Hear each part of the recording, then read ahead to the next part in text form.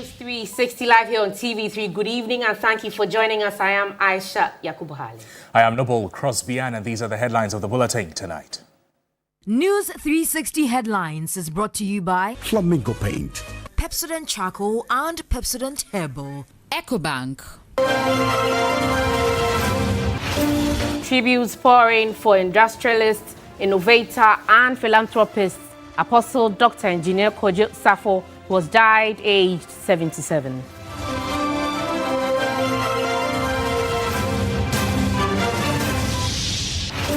Ghana Armed Forces intensify border security with community sensitization campaign, urging vigilance and reporting of suspicious activity to prevent extremist infiltration in northern areas. We will be in Amanfrom PM in the eastern region where onion farmers are struggling with crushing prices and no buyers, leaving tons of produce going waste.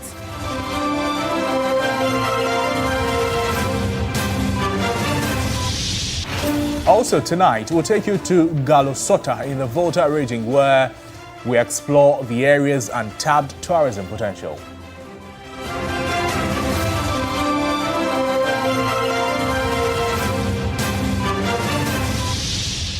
And on the foreign front, World Health Organization on Sunday begins vaccinating frontline health workers and contacts of people infected with Ebola virus in the Democratic Republic of Congo's Kasai province.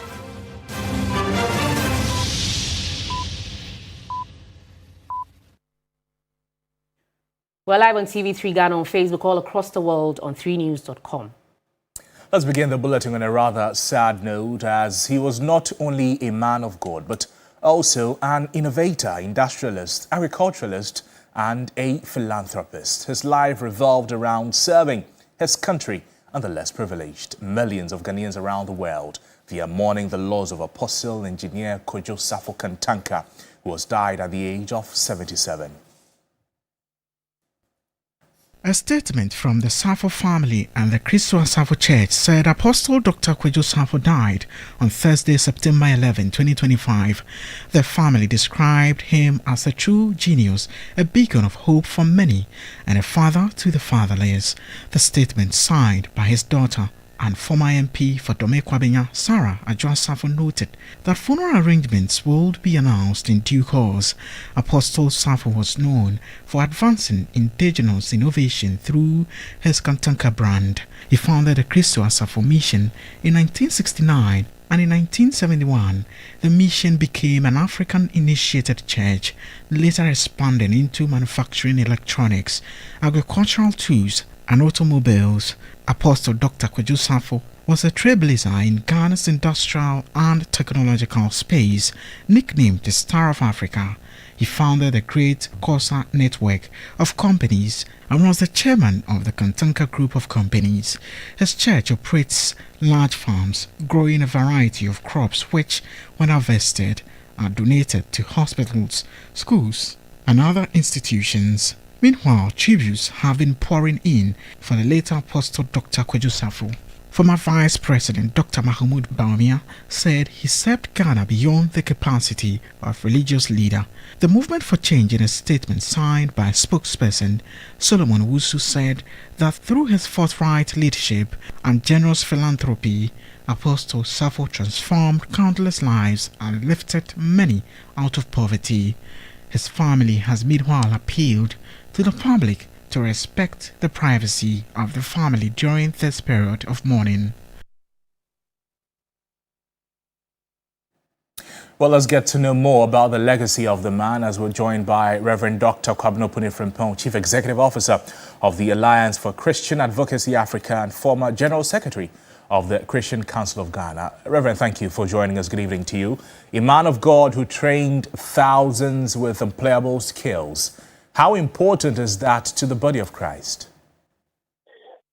Thank you, Noble, for the opportunity. And let me say that the demise of Apostle Safo is a blow to Christianity in this country. He sent Christian leadership into a more holistic dimension. A man of God But he was like you said earlier on in this story, he was into agriculture. He was into engineering. He was into philanthropy. And then he had a very strong philosophy for Ghanaians and Africa, that we must build our confidence as a people, that whatever Obroni has been able to do, a white person has done, will be needed to me, and yet black person can do that. And that, I think he lived his dream. He was passionate about the fact that we must build the African self-confidence.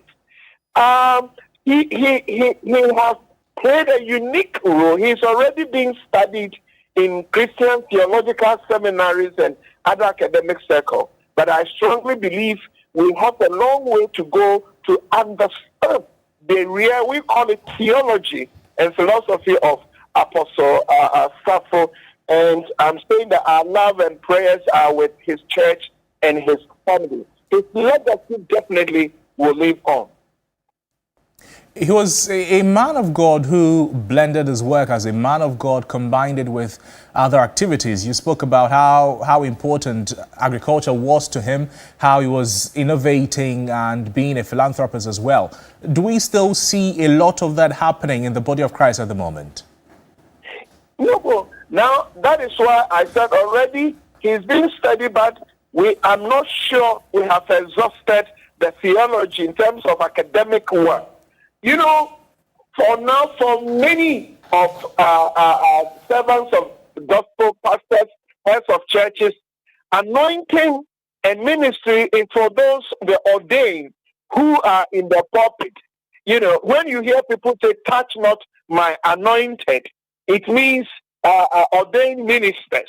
But in the Bible, many people were highly anointed, but they were very skillful. They were into engineering. They were into public administration. They were into project management.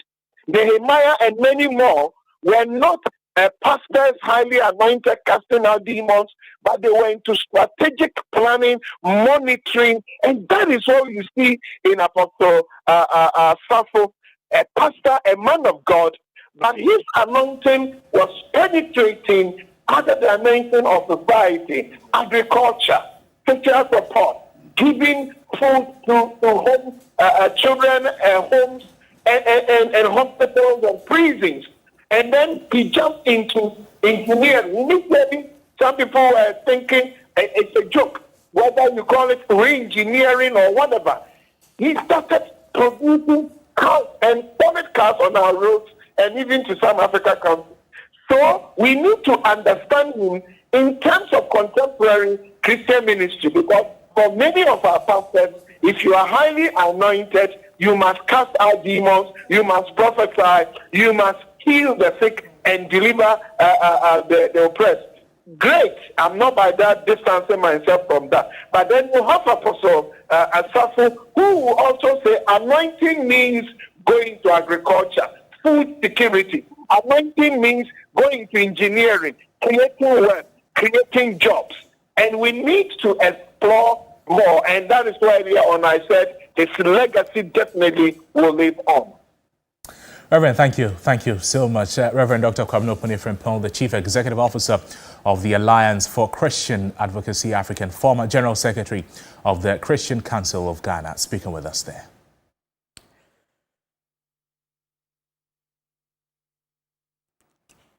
Let's now move on to agriculture. It is peak onion harvest season in Amanfrom and PIM in the eastern region, but instead of profits, onion farmers are staring at what is likely to be losses. As prices crash and demand dries up, tons of onions risk rotting away in the fields. Eastern Regional Correspondent Yvonne Nikwe reports on a crisis growing as fast as the crops. Last year, this bag of onion cost 1,500 Ghana cedis, but this year it's going for 600 cedis, a shortfall of over 900 cedis, a loss to the onion farmers here at Kwewu Mpem Amanfrom in the Kwewu South municipality. For years, onion farming has been the lifeblood of Amanfrom Mpem residents in the Kwewu South municipality. Since settling here From the Akosombo Dam area, generations of farmers have worked these fields, supporting families and employing hundreds of local farmhands. But this season, hope is turning into heartbreak. Farmers here are now staring at potential devastating losses. A bag of onions that sold for 1,000 cedis last season now goes for as little as 600 cedis, and even that, buyers are scarce. With prices plummeting and demand sharply down, large quantities of onions may rot in farms. There are no storage places. Farmers say they are already losing money every day. They blame the situation partly on the influx of cheaper onion imports from neighboring countries, which they say are flooding the market and undercutting local produce. They are calling on the government to intervene urgently. It is not the best. This is a terrible season for us. We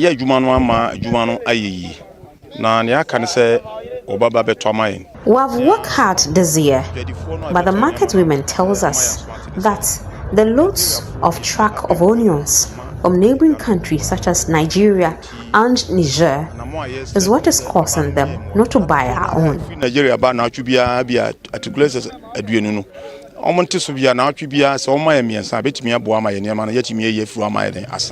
Beyond pricing, the farmers are also grappling with other long-standing challenges. Without electricity, many depend on expensive diesel-powered irrigation. Government needs to intervene in the form of electricity. We'll be able to work and have return on investment. Imagine buying 10 drums of diesel for irrigation, and at the end of the day, you do not have people buying. That is a huge debt to us. Poor roads make transporting their harvest to market even harder. Our roads are bad. Because of that, the market women who travel here do not price our onion bags well. The ripple effect has been felt across the onion value chain, from farmhands to transporters and market sellers. Because oxygen no bag, na say 10 cedis na obejina okoko drudwem na yento. During peak seasons, we can sow a bag of onion between 10 cedi to 20 cedis, and then sow as much as 20 bags of onion.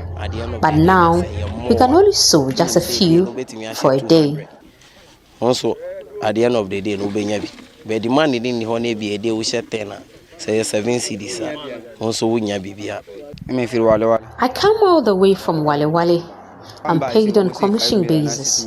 If I work for less, I cannot get enough to feed my family back home.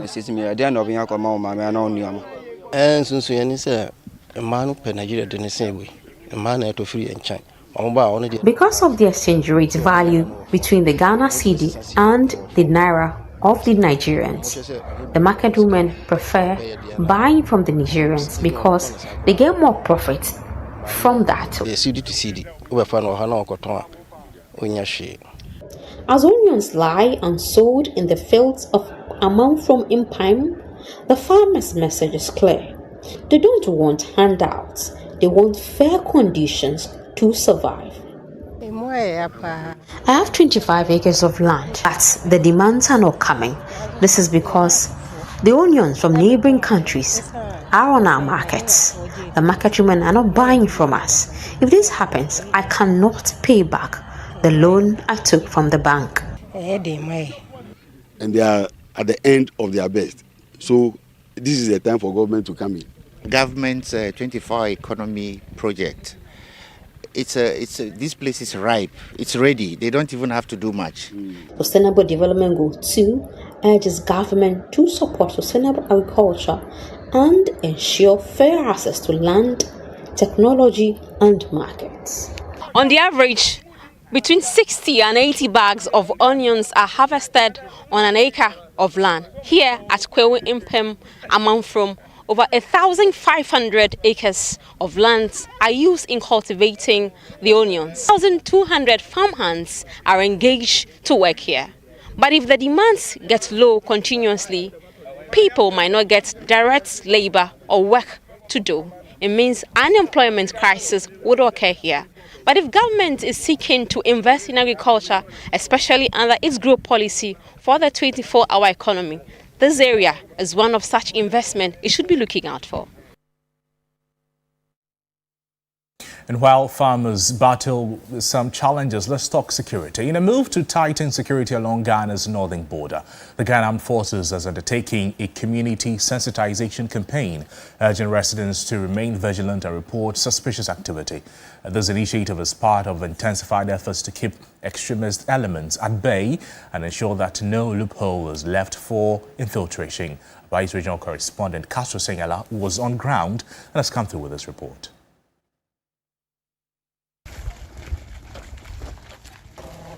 At the foot of the Widnaba mountain range, soldiers from the 11th Mechanized Battalion of the Ghana Armed Forces are on foot patrols, showing force and readiness to respond to violent threats.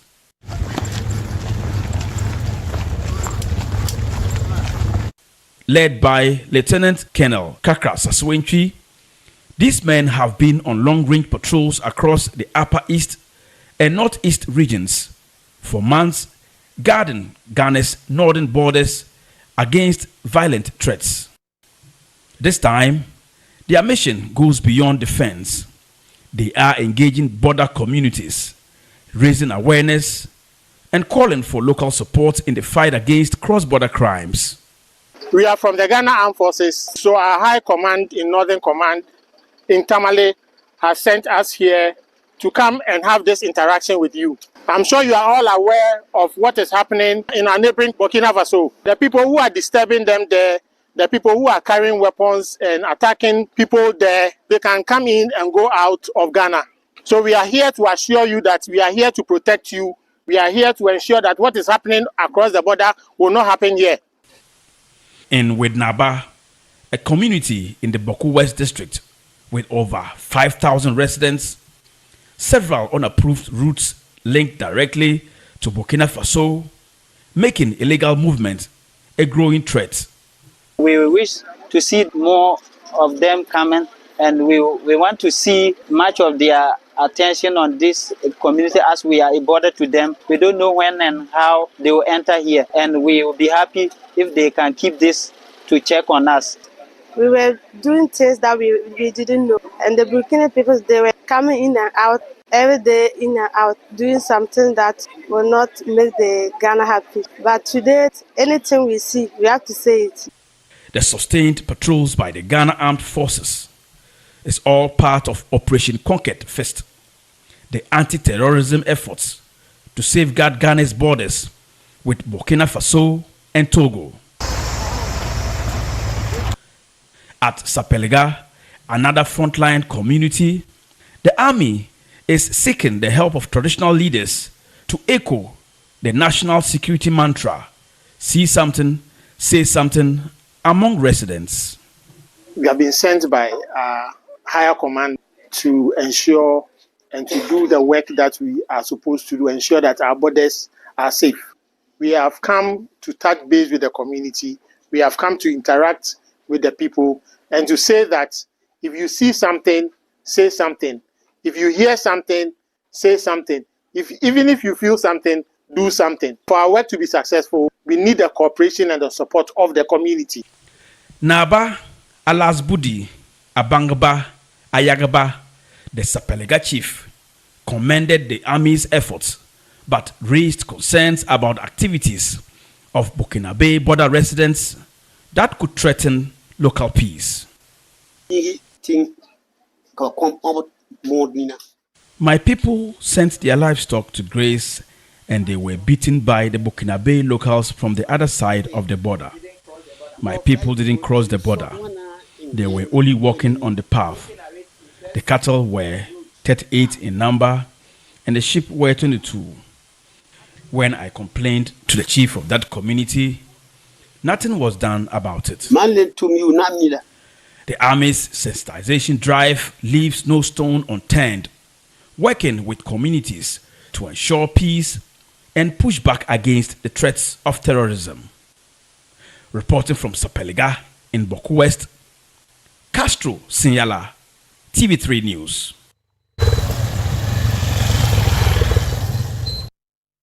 Meanwhile, Vice President Professor Nana Jane Opoku-Agyeman has underscored the critical link between maritime security and Ghana's national security and sovereignty. Speaking at the 35th Ghana Navy Memorial Day celebration at Sekondi in the Western region, she commended the Navy for its role in maintaining a safe maritime domain despite persistent security threats in the Gulf of Guinea.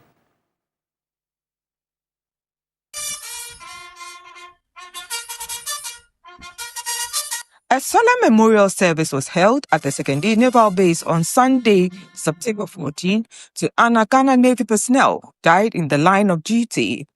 The ceremony paid special tribute to the victims of two tragic events: the shelling of the GNS Ugaga during the Liberian War 35 years ago, and the murder of personnel at the base in 1982.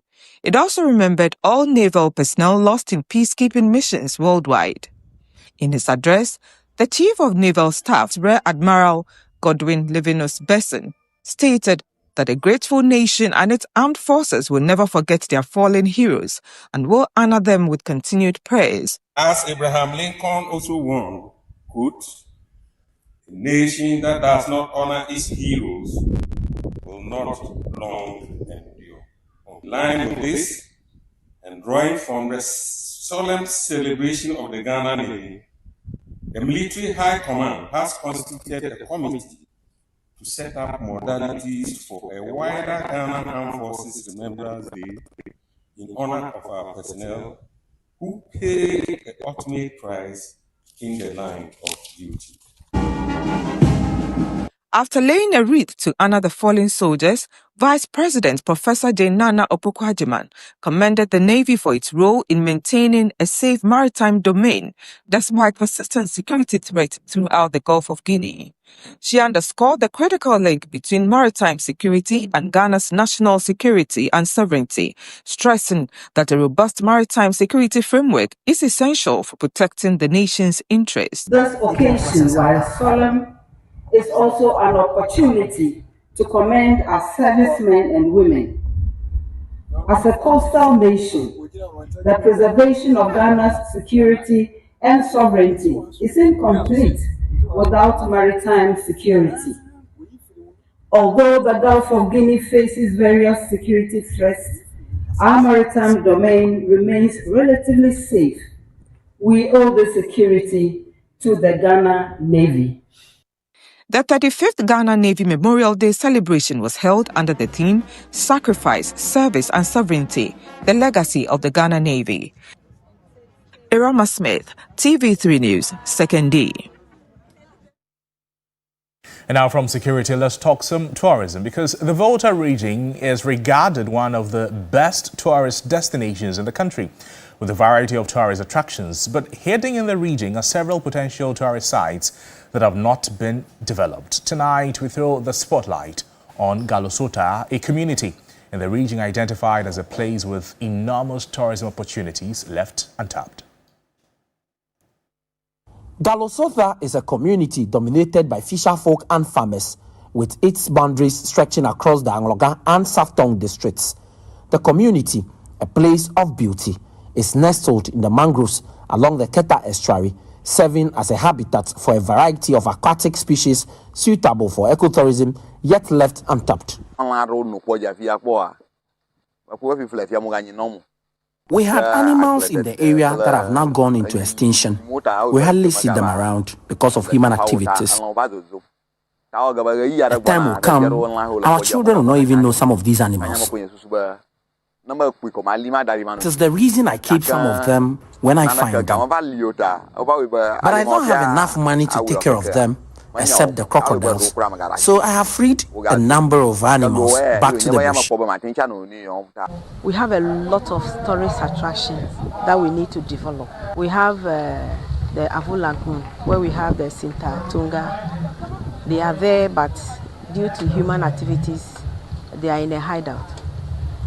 We have the monkeys developing in our territories, but we as locals, we don't see the value of these things, so we don't value them, we don't visit, and it's because they are underdeveloped.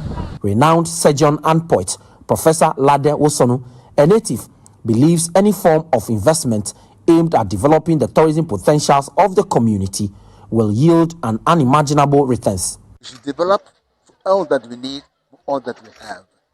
And so that if at the same time we can make it attractive for the tourists to be very beautiful, I want to emphasize that this place is a place of recovery. What I can say is that the investment they bring here would not be lost. As part of a move aimed at driving investment into Ghana's tourism industry, Galosota is now earmarked for investment under the Ghana Tourism Investment Platform. This place gives a lot more to domestic tourism, especially kinds of things that you don't know in the other regions. I mean, when you come here, you can see. And we, as a government agency, would also put in our best foot to call for investors to the place, local investors, international investors. And that's why we're here. We want to capture the true nature of tourism from the community-based, perspective, and then make sure that we can market it internationally. In 2024, the Ghana Tourism Authority announced a record high revenue of $4.8 billion generated from the sector. Developing a lot more tourist attraction sites will potentially bring more revenue. Faisal Abdul Idrisu, TV News. And now, the quest for clean water in the Katamanso municipality of the Greater Accra region has become a daily struggle for survival. Stanley Niblo reports that the worsening crisis is crippling households, businesses and livelihoods, leaving residents frustrated and desperate for urgent government intervention. Water, one of the basic necessities of life, has become the most sought-after commodity in Kpong, in the Kpong-Katamanso municipality. For years, the situation has persisted, but was judiciously managed as water was intermittently supplied to homes by the Ghana Water Company Limited. However, the rapid growth of the municipality's population, coupled with the establishment of factories, has worsened the crisis. In most homes, such as this one, pipes have not flowed for years.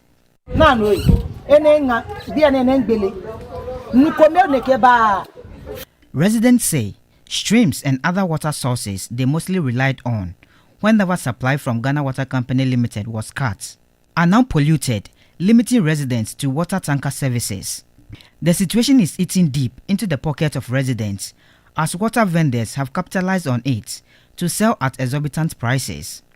For instance, a water dispenser container is sold for 3 cedis 50 pesos, while the yellow gallon ranges between 5 and 7 cedis.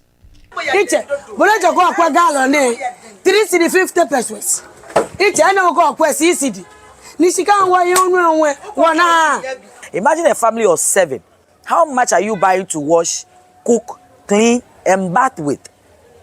It is not safe at all. It is very appalling, and it needs to stop. Something must be done immediately to solve this issue. Operators of beauty salons are incurring losses due to the challenges presented by the crisis. Apart from money, but I work at gallons can hear pashi.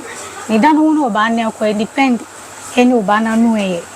Misika won suora ho ayako buki ye de sika akodi lai se de be ya nsuo ni ba ayako tua ato ho dada na tese ye benya bi so ame no wo kasai ye nya bi.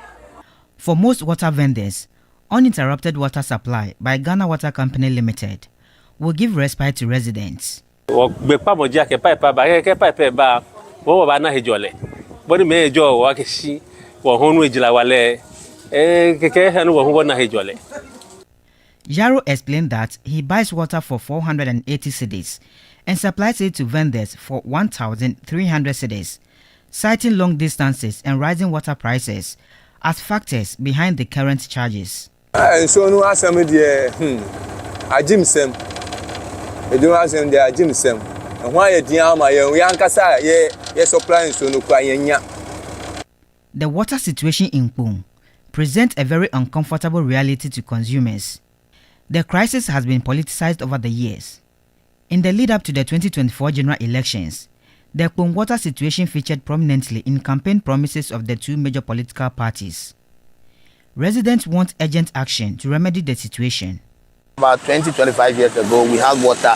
But when they started constructing the companies, it's industrial and their demand of water is higher. So everybody has to tap on the same line. Everybody has to tap on the same line. But nobody is trying to help in this. That, okay, if the town doesn't have water, let us see how best we can solve it once we've tapped on their main line so that they will also have water. Or let us get our separate line so that the town will also have their separate line to have their water. Target 6.1 of the Sustainable Development Goal 6, Clean Water and Sanitation, aims to achieve universal and equitable access to safe and affordable drinking water for all by 2030. Until concrete steps are taken to expand water infrastructure and ensure reliable distribution, the people of Kpong will continue to live at the mercy of vendors and polluted streams. Stanley Niblo, TV3 News, Accra. You're watching News 360. We're also live on all our social media platforms at TV3 Ghana. We're back with more stories after this break. Stay with us.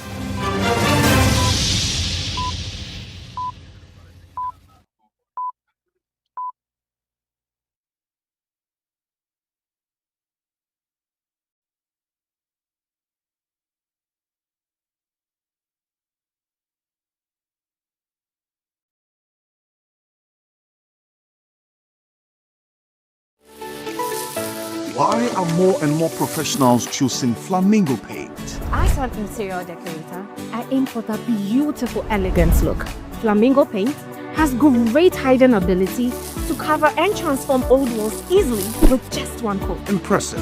For me, as a professional painter, I love Flamingo paints because with just small paints, I paint huge area, meaning more profit for me. Great value for money. As an architect, Flamingo paint, with its well-researched and solid composition, guarantees durability for all my buildings. Flamingo paint, superior hiding, superior coverage, superior durability. Flamingo paint, simply superior. Come on, let's go. Darling natural twists blend with her hair over time. Yeah, that's perfect. She's really more beautiful every week. Darling natural twists get better every day, just like you. Cadbury Hot Chocolate. Crafted from cocoa, milk, and sugar. Creamy, chocolatey, frothy goodness, rich taste.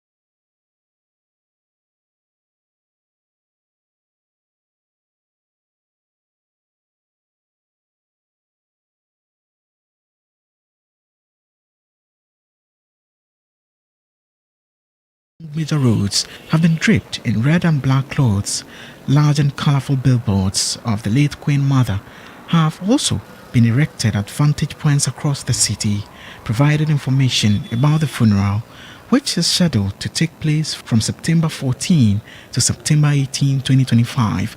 The Menchia Palace, which will host hundreds of mourners, has been decorated for the solemn occasion. Nana Kunedu Yadom III will be buried with full traditional rites at the Bremain Royal Mausoleum, Bamu, on September 18, 2025. Former Minister for Chieftaincy and Culture under the erstwhile John Ejikun Kufuor administration, Samson Boafo, described Asante culture and customs as very unique. Sometime 2-3 years before, they performed the funeral rites and others. But recently, Otumfuo has amended. That's what I stand to be corrected. He's giving directives that within 40 days, the funeral rites and everything must be done so that a new successor will be selected or appointed. It's amazing. It's a revolution. And everybody has complied with it. The Kumasi Metropolitan Chief Executive, Ofori Ajiman Buedi, says the assembly is ready for the big event. Whatever we had to do by way of getting the city to be in shape and in readiness for this 4 or 5 day event has been done. Over the last 2 weeks, we've been embarking on a series of cleanup exercises over weekends.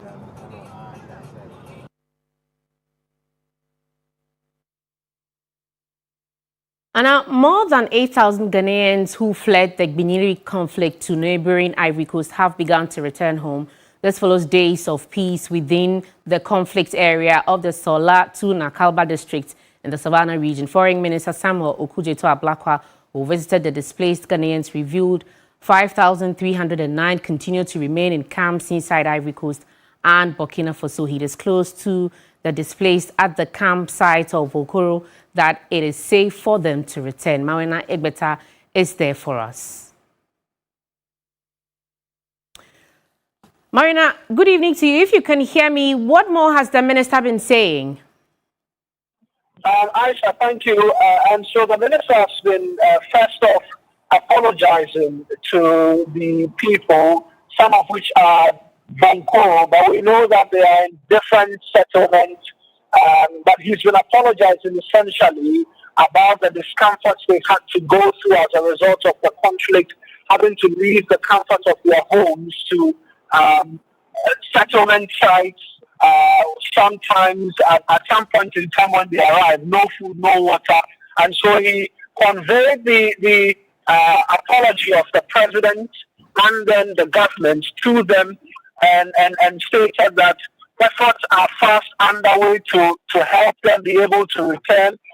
Amongst many other things, he donated some 6 million CFA francs to them as well, to the mission team in Ivory Coast who have been facilitating along with the Ivorian counterpart a lot of support to them, amongst many other things, to help have them return. Then he moved to the critical subject of the return because we know what the situation has been, which has forced in excess of 13,000 Ghanaians to flee the country, amongst many other things. He says that security deployments have been made. The government has also set up a committee which is currently going through the process of mediation and reconciliation as well to enable them return home.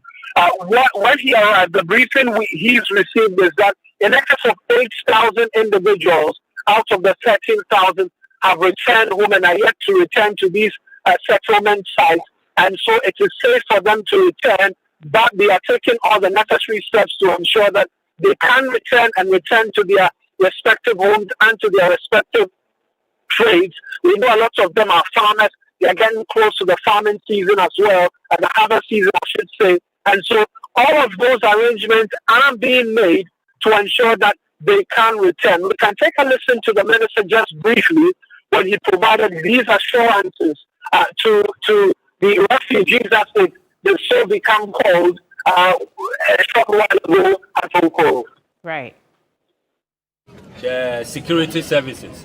President Mahama has asked me to convey his deepest appreciation for the professionalism with which they have attended upon this situation, making sure that they fend off those who wanted to cause further harm, protecting those who run here for refuge, taking good care of you. I've heard about the extra effort in making sure there is amenities, water, electricity. The security services have really done a good job, and President Mahama says that I should thank you especially for all the good work that you have done since this conflict. Thank my own staff, the officials at the embassy in Cote d'Ivoire, the Ghana embassy in Cote d'Ivoire, led by our chargée d'affaires, Madame Hilaria, and her team. They have been on the ground, making sure they are coordinating, filing reports to my office and keeping me abreast, which has also helped me to report adequately to President Mahama. So President Mahama has asked that I also thank our foreign service officials, our research department officials, and all of you who are helping right in the regional minister's office, our DCs, our assemblymen. Marina, have you also been able to speak to any of the residents? Are they willing to return home? What have they been telling you? Right, so we've interacted with the residents, and for a lot of them, there's a bit of a difficulty to return because they say that the assurances of security deployment, amongst many other things, what they know is that these are in the townships and not in their villages where a lot of the attacks have been witnessed. In fact, a number of them I spoke to say that they had to return at some point because they had to bring their ward to some clinics in and around here in Ghana. And when she made her way back home, her home had been ransacked and the place had been destroyed. And so there was nothing she could return to in terms. Marina will definitely bring us more updates subsequently. He's our man on the beats, bringing us up to date on all that is happening after that conflict in Binivi. Let's cross over to my colleague George Quaining, who is joining us from the Taifa family house of the late apostle Dr. Kojo Safo Kantanka. George, good evening to you. Tell us, where are you exactly and what is happening there?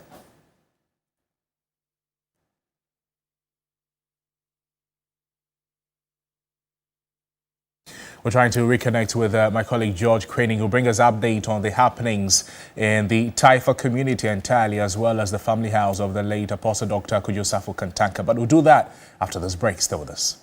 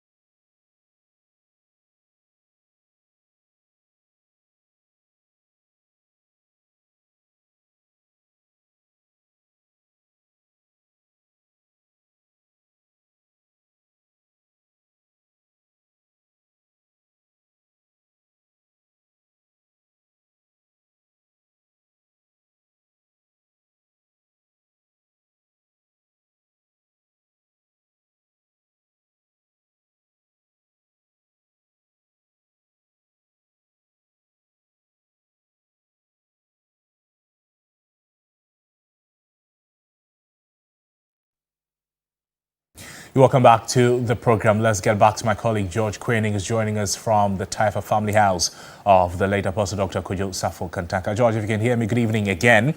Talk to us about the mood there. A very good evening, and we're coming to you live from Taifa. And this, of course, is the official residence of Apostle Dr. Kojo Safo Kantanka. And this is the scene here. The road has been barricaded. You can see a lot of people gathered here, especially church members of Ayisha Yakubu. I just want to give you a fair picture of how the inside looks like, but I think it's not possible. But I tried connecting with some of the people here, but everyone is tight-lipped. They don't want to say a word. Clearly, this is a big blow. And this very Ayisha Yakubu formation was founded in 1969. So most of the people here are members of the church. And Kojo Safo died at the age of 77 years. And he was a philanthropist. He was an inventor. He was an industrialist. You just name it. And we've been told that he even had a farm where harvest were donated to the orphanage. And so let's come forward a bit. Let me a scene of how the place looks like. So this place has been barricaded, like I mentioned early on, and people here are members of the Ayisha Yakubu Church, and they're here to show some sort of solidarity to their leader. And I also saw the son of Kojo Safo Kantanka. That's Kojo Safo Jr., and he, of course, was the CEO of Dot Mobile. That was also established somewhere in 1969 as well. So clearly, if you just tune in, we're coming to you live from Taifa, the official residence of Dr. Apostle Bishop Kojo Safo, and we'll actually be updating you on the arrangement, and how exactly this very development pans out. George, just before you take leave of us, he certainly is a man of the community. For the entire Domikabia constituency and the Taifa community, he was part of the community, and so were they part of his life. How are they dealing with the loss? I don't know if it's some sort of solidarity, but everybody is tightly. They don't want to say a word clearly. I think this is the way of respecting this very leader who has actually lived on air for 77 years. So clearly, they've been silent about it. Hits very hard. And so this is some sort of respect that they want to show to him. So they're not going to say anything. Nobody here wants to utter a word. But clearly, you can tell, they are really, really heartbroken. George, thank you. Thank you so much. George Quaining speaking to us from Taifa there. You're watching News 360. Sports News is up next with Bulletin. Sports segment is brought to you by Sasso Insecticide Spray and Coil.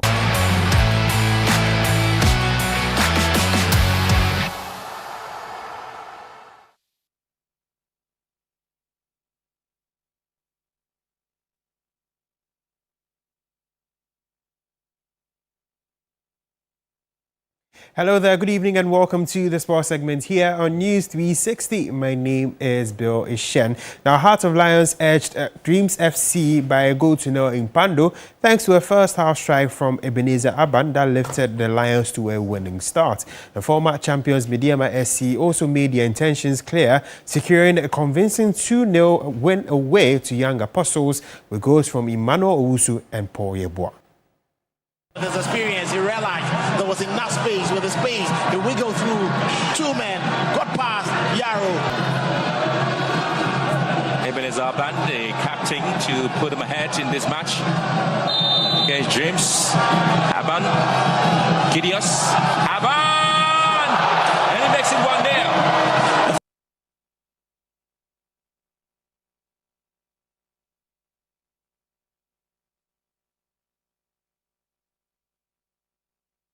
Well, let's look at the table in the Ghana Premier League. Of course, Mediama SC are currently on top with 3 points. Nations FC second, also with 3 points. Bibiani Gold Stars third. We have Asante Kotoko after breaking a 15-year-old drought by winning against the Brekum Chelsea. They are fourth. We have Heart of Lions, Karela United, Heart of Folk, Samatex, 11 Wonders as follows. And at the bottom, we have Brekum Chelsea, Dreams FC, and Young Apostles starting at the bottom of the first week of the Ghana Premier League. Now let's move on to England, where Liverpool staged another dramatic late show as Mohamed Salah's stoppage time penalty maintained their flawless start to the Premier League season and broke the heart of battling Burnley. Erling Haaland scored twice after Phil Foden opened the scoring as Manchester City returned to winning ways in the Premier League by beating floundering rivals Manchester United at the Etihad Stadium.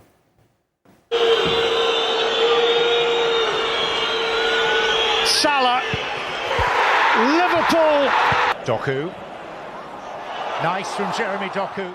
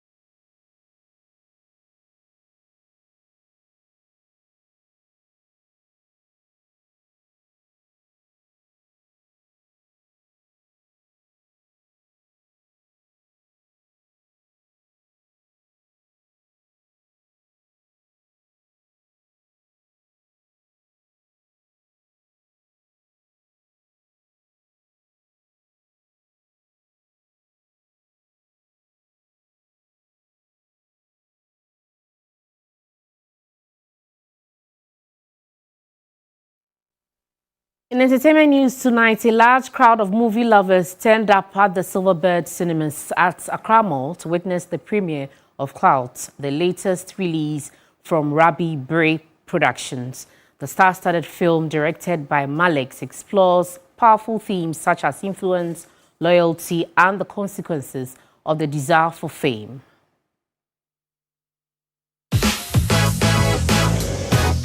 It was a night of glitz, glamour and excitement as movie enthusiasts filled the Silverbird Cinema at Accra Mall for the much-anticipated premiere of Clout, the latest production from Rabi Bray. Directed by Malex, Clout brings together a stellar cast in a gripping story that dives into the world of influence, loyalty and the high price of chasing fame. You for do like say you get, then people will feel say you get. Then as the thing say you they get, and then you go can't get. The film is already generating buzz for its bold storytelling and timely themes, striking a chord with today's digital generation. And lots of people tend to play the character that are actually played in the movie, where they are going to fake it till they make it. And everybody's just living a fake life. So I think a prime lesson to learn and see is that not all that glitters is gold. You need to be careful, especially with social media all over the place. Fans, celebrities, and industry insiders. That's your entertainment. Let's now bring you some international news.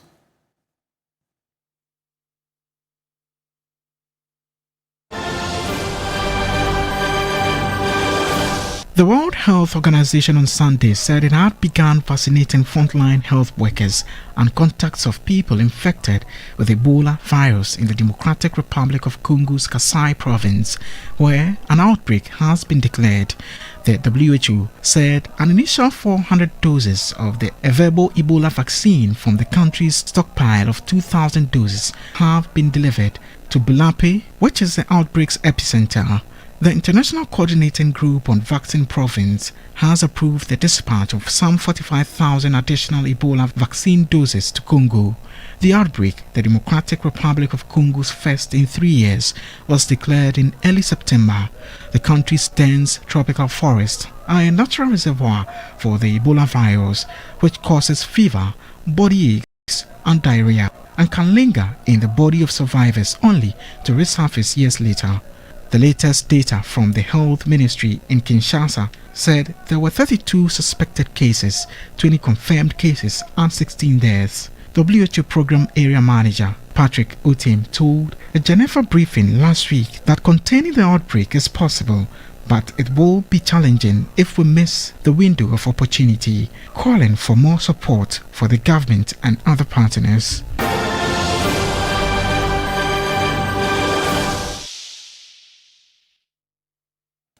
That's our package for tonight, but there's always more news on our website, 3news.com. I am Noble Crosby Annan. And I am Ayisha Yakubu.